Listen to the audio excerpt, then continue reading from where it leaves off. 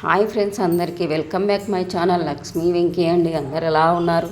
నేనైతే బాగున్నానండి. మీరు కూడా బాగుండాలని చూస్తున్నాను.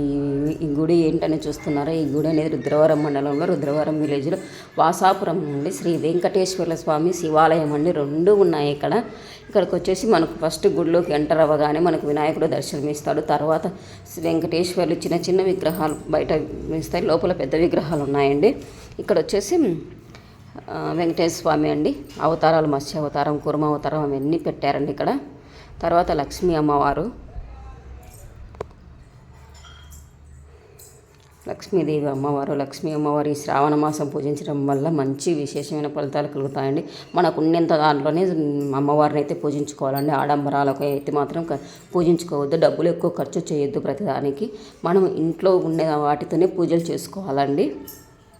తర్వాత అయితే మేము వాసాపురంలో ఇంతకుముందు పాత విగ్రహాలు ఉన్నాయండి, అవి ఒక చోట పెట్టారు, అక్కడికి వెళ్తున్నాం. ఇంతకుముందు ఇక్కడైతే చాలా పవర్ఫుల్ ఉంది. ఇక్కడ వారాలు తిరగడం వల్ల వాళ్ళ కోరికలు నెరవేరుతున్నాయని అంటున్నారండి. ఆ నమ్మకంతోనే నేను కూడా వారాలు తిరగాలని 7 వారాలు తిరగాలని అనుకుంటున్నానండి. ఇప్పటికైతే 2 వారాలు అయిపోయాయి. తర్వాత ఇక్కడైతే శ్రీనివాసుడు పద్మావతి లక్ష్మీదేవి సమేతుడండి. లక్ష్మీ పద్మావతి సమేతుడైన శ్రీనివాసం దగ్గరికి వచ్చాము. ఈయనకు ప్రతి శనివారం రోజు తులసి మాలను సమర్పించడం వల్ల విశేషమైన ఫలితాలు కలుగుతాయండి.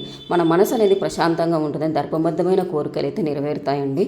మనం మంచిగా చేసి న్యాయపరంగా ఉన్నటువంటి కోరికలే కోరుకోవాలండి. ఏవేవో పెద్ద పెద్ద కోరికలు అయితే కోరుకోకూడదు.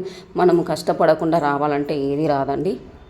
తర్వాత అయితే గుడిలోకి వెళ్తున్నామని, ఇక్కడ తిరుపతిలో వెంకటేశ్వర స్వామి ఎలా ఉన్నాడో అలా దేవుణ్ణి అలంకరించాడండి. ఇక్కడ ఒక పక్క లక్ష్మీదేవి, ఒక పక్క పద్మావతి అమ్మవారండి. మనకు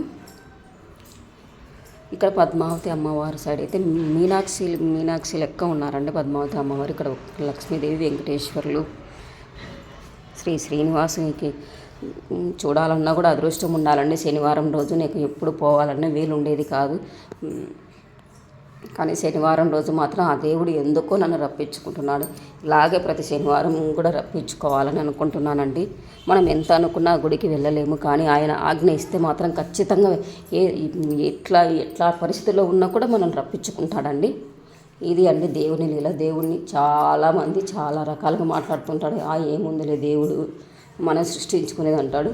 మనల్ని సృష్టించినది ఆ దేవుడు అని నేను అంటానండి. ఇక్కడికైతే వచ్చేసామండి. పద్మావతి చూడండి, వెంకటేశ్వర స్వామి ఆ తిరుపతిలో ఉన్నటువంటి వెంకటేశ్వర స్వామి లెక్క ఉన్నాడు కదండి. తర్వాత అయితే శివాలయానికి అయితే వచ్చాము. నందీశ్వరుడిని దర్శనం చేసుకున్నాము. తర్వాత పక్కనే ఆంజనేయ స్వామి ఉన్నాడండి. ఆంజనేయ స్వామి చాలా పవర్ఫుల్ అండి, ధైర్యాన్ని ఇస్తాడు. First of all Hanuman Chalisa చదవండి. ప్రతి శనివారం గోవిందనామాలు హనుమాన్ చాలీస చదవడం వల్ల మనకు ధైర్యం వస్తుందండి, చాలా ధైర్యం వస్తుంది. పిరికితనం అనేది పోతుంది, భయాలు పోతాయి. నాకు తెలిసి చిన్నపిల్లలకైతే చదివించండి, ఖచ్చితంగా చదివించండి. ఆయన చిన్నపిల్లలకు బాగా నచ్చుతాడండి. ఆంజనేయ స్వామి అంటే చాలామంది చిన్నపిల్లలకి ఇష్టము. తర్వాత అయితే మేము శివాలయంలోకి అయితే వెళ్తున్నామండి. గుడి వ్యూ వచ్చేసి ఇదండి, టోటల్ గుడి వ్యూ అనేది ఇది. శివాలయంలోకి ఆ శివయ్యను దర్శనం చేసుకున్నామండి.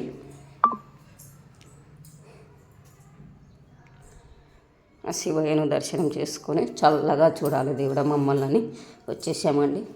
నాకు విష్ణుదేవుడు శివయ్య అంటే చాలా ఇష్టం అండి. తర్వాత నాగేంద్ర స్వామిని అయితే దర్శనం చేసుకొని ప్రదక్షిణలు అయితే చేశామండి. నాగేంద్ర స్వామి జంట నాగులకు ప్రతి ఆదివారం మంగళవారం పూజించే కనీసం ఆవు పాలన్న నాగేంద్ర స్వామికి పోయండి. మనకున్న సర్పదోషాలన్నీ తొలుగుతాయండి.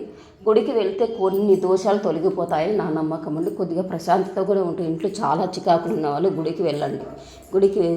మీకు అవకాశం ఉంటే డైలీ గుడికి వెళ్ళడానికి ట్రై చేయండి.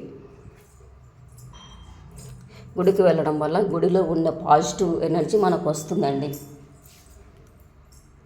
తర్వాత తులసి అమ్మవారికి తర్వాత శనివారం నవగ్రహాలు చాలా చాలా ఇంపార్టెంట్ అండి. మనకు ఉన్నటువంటి రాహుకాల దోషాలన్నీ తొలగిపోవడానికి నవగ్రహాలు చాలా చాలా హెల్ప్ అవుతాయండి. మనకు నవగ్రహాలకు ప్రతి శనివారం నువ్వుల నూనెతో తైలాభిషేకం చేయండి, నువ్వులు వేయండి.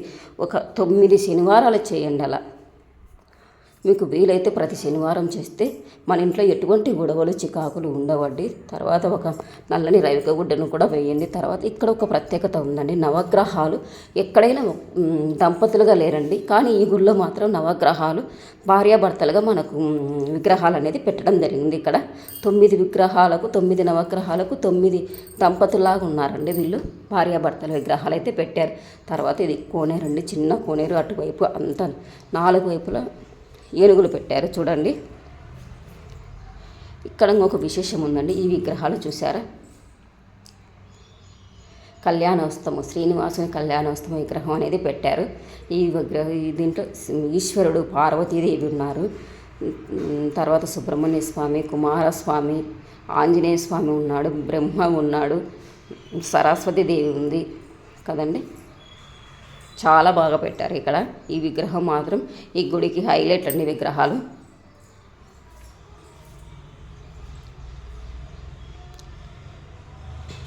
శ్రీనివాసుని కళ్యాణానికి కన్యాదానం ఇస్తున్నట్టు, అమ్మాయిని కన్యాదానం ఇస్తున్నట్టు ఆ లక్ష్మీదేవిని కన్యాదానం చేస్తున్నారండి. తర్వాత ఇక్కడ కోనేరుకు తర్వాత మేమైతే కుంకుమార్చనకైతే కూర్చున్నామండి. ఇక్కడ కుంకుమార్చన చేయించాడు, గోవిందనామాలతో కుంకుమార్చన చేయించాడు. శ్రీనివాస గోవింద అనుకుంటా మేము కుంకుమార్చన అయితే చేసాము. కుంకుమార్చనకైతే మనం ఇంటి దగ్గర నుంచే కాయను తెచ్చుకోవాలండి. వచ్చేటప్పుడు ఎవరన్నా తెలియని వాళ్ళు ఉంటే ఈ వీడియో చూస్తున్న వాళ్ళైతే కుంకుమార్చనకు కాయను, ఆకు, పువ్వు తెచ్చుకోండి.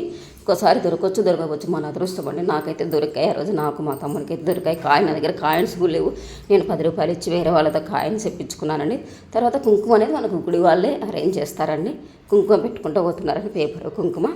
ఈ కుంకుమార్చన శ్రీనివాసు నామాలు చదువుకుంటూ మన కుంకుమను ఆ కాయల మీద పోస్తూ ఉండాలండి. పోసిన తర్వాత ఆ కాయను మన పర్సులో కానీ కాయను వాడుకోకూడదండి, మన పర్సులో పెట్టుకుంటే చాలా మంచిదండి. కుంకుమ కూడా రోజు ధారణ చేయండి. నుదుటిన ధారణ చేయడం వల్ల మంచిదండి. స్వామివారి కుంకుమ తర్వాత ప్రసాదం తీసుకున్నామండి మేము. ప్రసాదం వచ్చేసి ఇక్కడ ఏం పెట్టారంటే పాయసం పెట్టారు, మళ్ళీ పొంగలి, సాంబారు, చట్నీ పెట్టారండి. ఇక నేను ప్రసాదం తినేసి డ్యూటీకి అయితే బయలుదేరానండి.